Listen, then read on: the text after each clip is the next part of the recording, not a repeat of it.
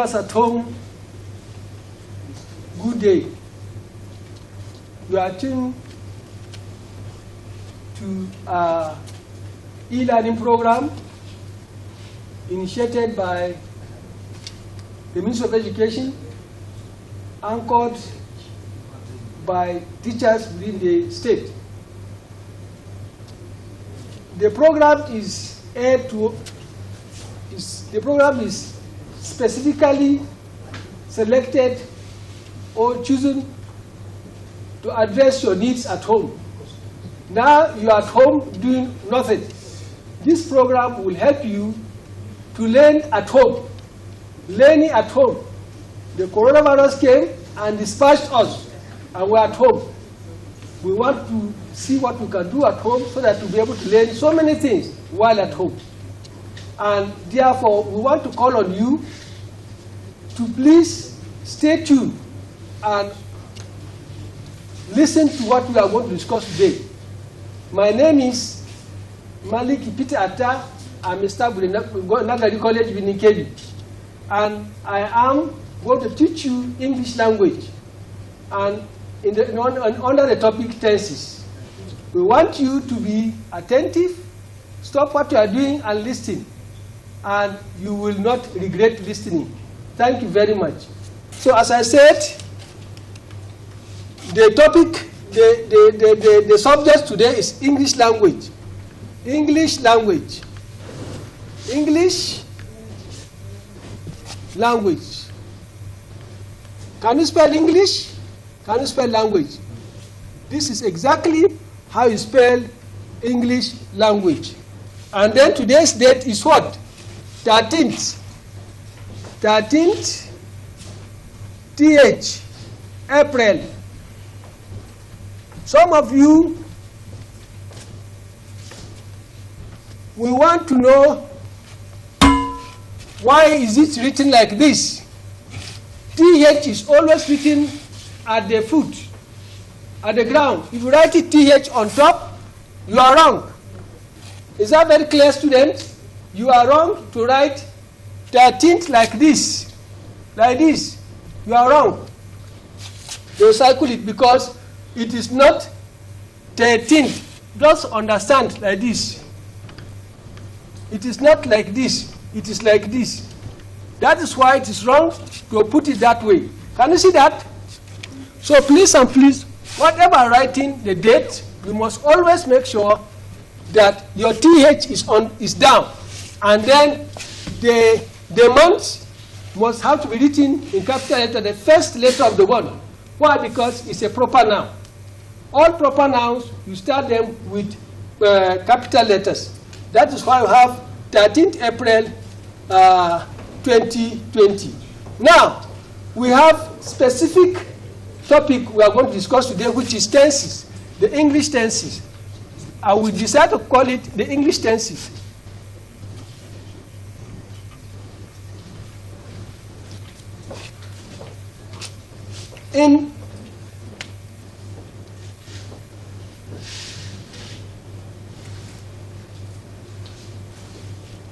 Today we are going to discuss intensively on the English tenses. And these tenses is largely, as we've known, present tense, third person tense, present continuous tense, past tense, and past participle tense. In your previous classrooms or activities in the college or in your schools and primary schools, you discover that you have so many of these things. You have known the verbs, the tenses, using ordinary verbs, which is regular verbs and irregular verbs. And so you must have that knowledge. That knowledge is, the first one is, you know the tense. Under the tense you have present tense, that is, which is also called habitual tense. Habitual tense. The third person tense is also called habitual tense. But the difference between the two tenses is that you can see it here clearly. The present tense and third person tense. The present continuous tense and the past tense. Then past participle tenses. This is for your consumption. it is very explicit that the present tense is used by the following pronouns: I, you, we, and they. These are the only pronouns that you use the tenses for, the present tense for. While the second column that deals with third present tense, the only pronouns that you are to use is she, he, it, and somebody's name. These are the tenses that we use. For example, it would be very wrong to say, now we have I, you, we, and they. These are the ones who use all present tense. These are the pronouns that use only present tense. And therefore, if you make a mistake of using, for example, you say, I speak English language every morning or every day or whatever day, sorry. I speak English language, I speak English every day. Every day. This has become your habit. If you make a mistake and say, I speaks English every day, the sentence becomes a wrong sentence because you have used a wrong tense. Rather, you said, I speak English every day. And then, if you come to the third person tense here, which speaks, you say, she speaks English every day. This one becomes a correct sentence, but if you say, she speaks English every day, this one becomes a wrong sentence. Why? Because we are using a wrong tense in different columns. So all tenses must be respected. I speak, you speak, we speak. But you cannot say, I speaks. For example, you see somebody who say, I doesn't like it. Say, I doesn't like it. I doesn't like it becomes a wrong English. I doesn't like it. It's a wrong sentence because you say, I don't like it. I don't like it. This one becomes a good sentence because if you look at the column here, look at it. Do. I do my assignment every day. She does her assignment every day. So if you come negative, if it's negative, you say, I doesn't like it. Your sentence is wrong. And you have to say, I don't like it. Similarly, if you say, she don't like it, your sentence is wrong. Because the column here is, she doesn't like it. This is how you get it right. It's a very simple structure. But if you are not very careful, you always mix it and they will affect your learning, you affect your tenses, you affect your essays. And you get wrong marks from the WAEC or NECO or whatever exams you are going to write. So please and please, you have to understand this thing is a habitual tense. What is habitual tense? Habitual tense is what you do always. Habitual tense is what you do as a habit. It is not a past tense. It is not a present tense. It is what you do as a habit. Every day, always, often, they are what you use. Often, always, rarely, fortnightly.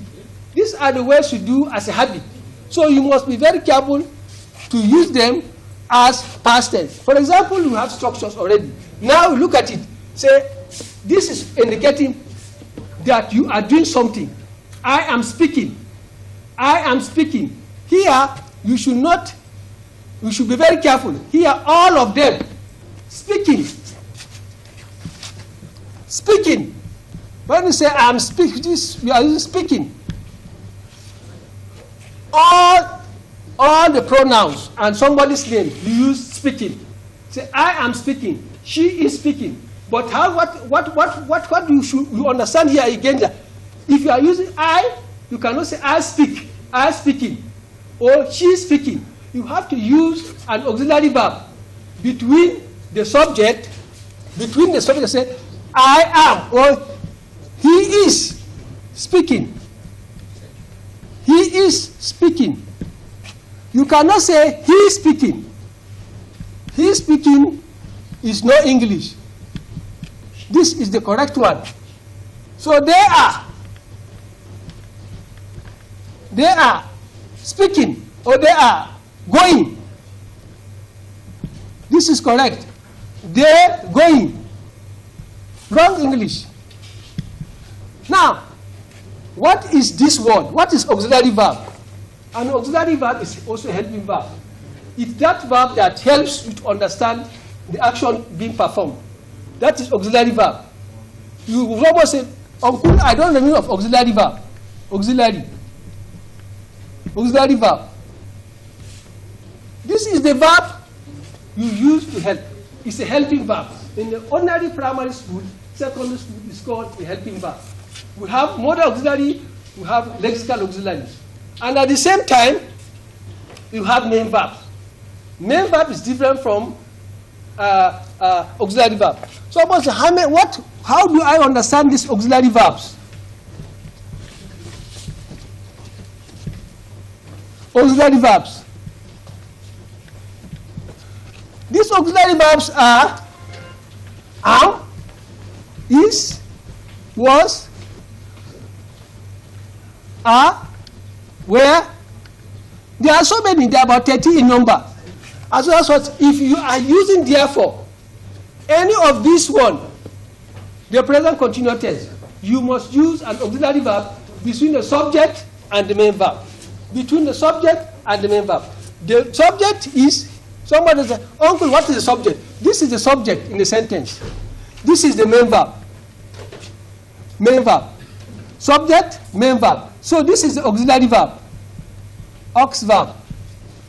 So you must see that this is, you must not use directly.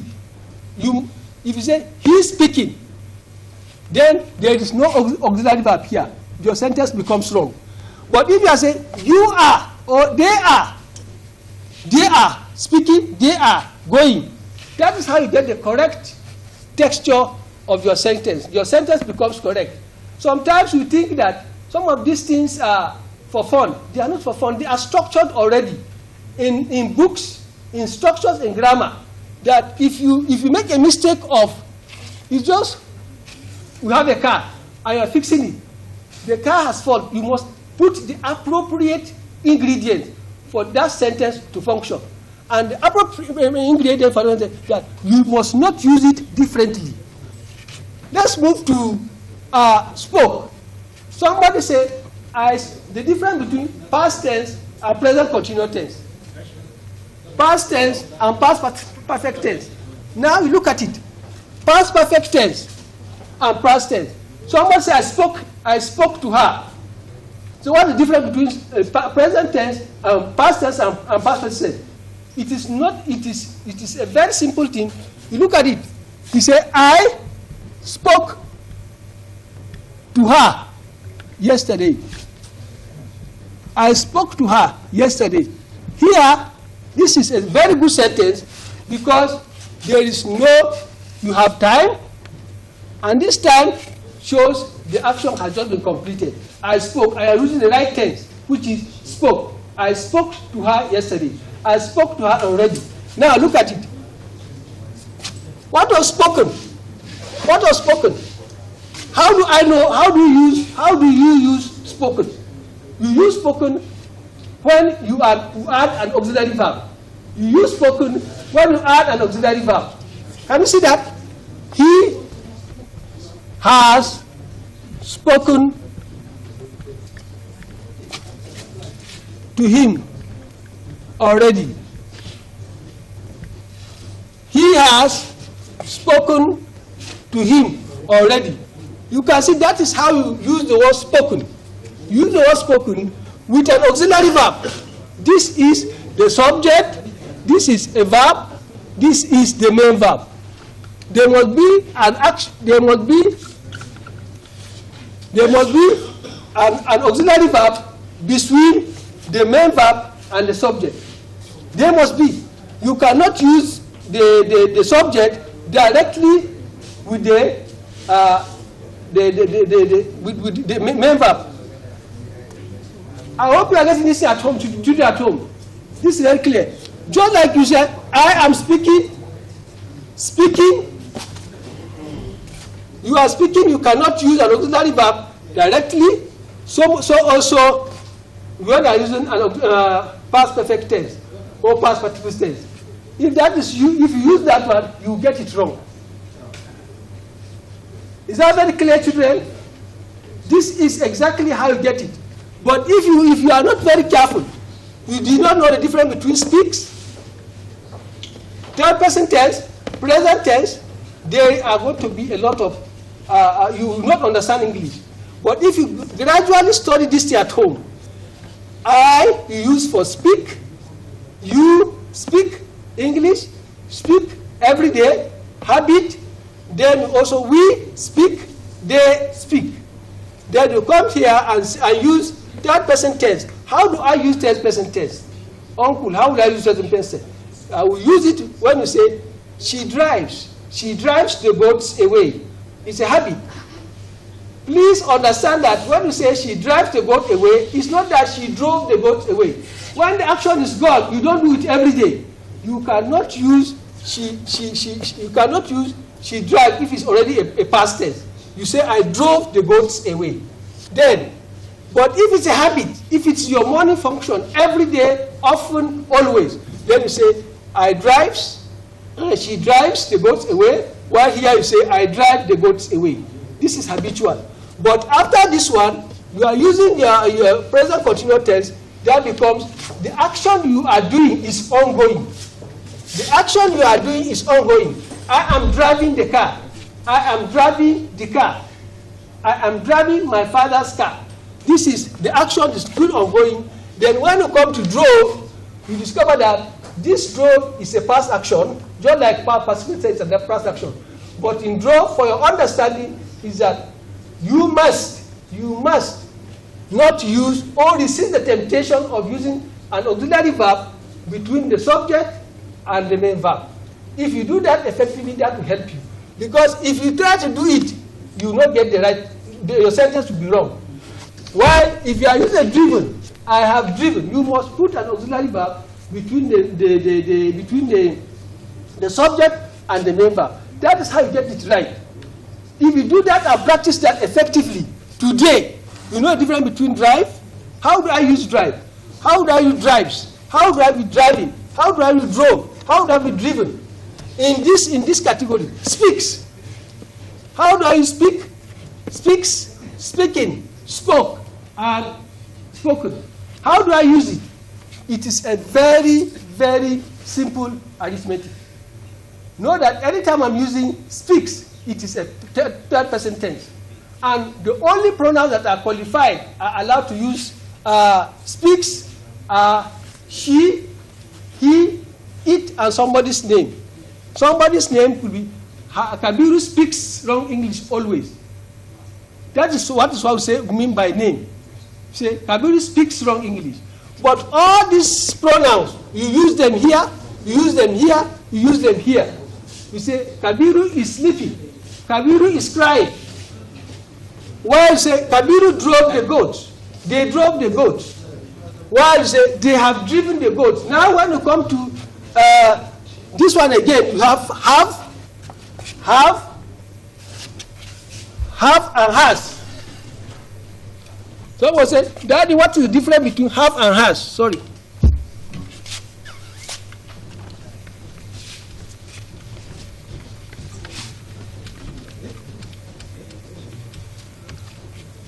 Then, when you are using spoken,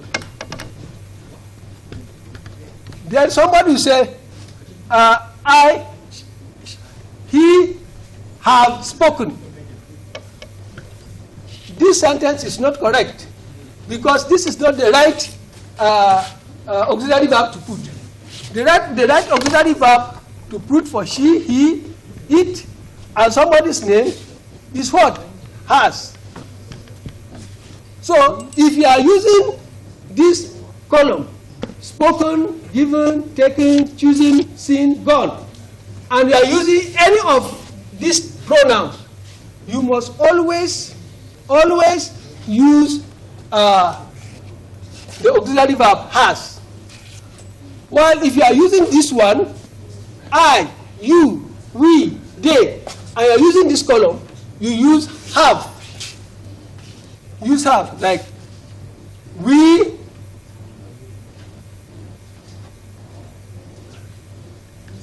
you, and they. You use have. This one will help you to understand this very well. You see somebody say, I has gone, or he has gone. He has gone, he has done it, he has eaten it. This is the correct format. But when we say he have, they are already issues. Please and please try and use this in appropriately so that at the end of it all, you make good sentences such as we have eaten the food already. We have eaten the food already. This becomes a good sentence for you. But if you did not put the auxiliary verb between the main verb here and the auxiliary verb and the subject, your sentence becomes a wrong sentence. And if you use the wrong one here, you put this one here and this one here, your sentence also very wrong. So please and please try and follow this structure very well. If you are using this one, this is what you are going to use. If you are using this column, this is what you are going to use. She, he, it, somebody's name. And I, you, we, use this one as in habitual tense. Then here, you've already been told that, and then similarly this one. If you do this one, you follow it strictly, you get it right, and there will be no issues. Thank you very much. I think I remain Maliki Itata, and my cell number is 649. You can contact me on this, and before we conclude, we would love you to construct some sentences using this column, just this one. Just use it. Just first column, present tense. Construct 20 sentences at home, and then we will do them together next time we meet. Look at it. Your assignment, use the word drive, speak, give, take, choose, see, go, steal. Just use this column. Construct good sentences, and then we will communicate. We will do it. Don't touch this one, just this one first. 20 sentences, and we will be able to know how you identify that this is a very simple exercise. But if you don't do the assignment, you think you've known it. Before you know, you're mixing the tenses, drives and drive. Please, you guys at home, I hope you have gotten something from this, and I want to be very precise that you are at home because of a reason. You are at home, you are not allowed to move up and down because of what we are experiencing, the COVID-19 pandemic or scourge. You are encouraged, you are enjoined to stay at home, practice distance, physical distance, and then observe the rules of hygiene. Thank you very much.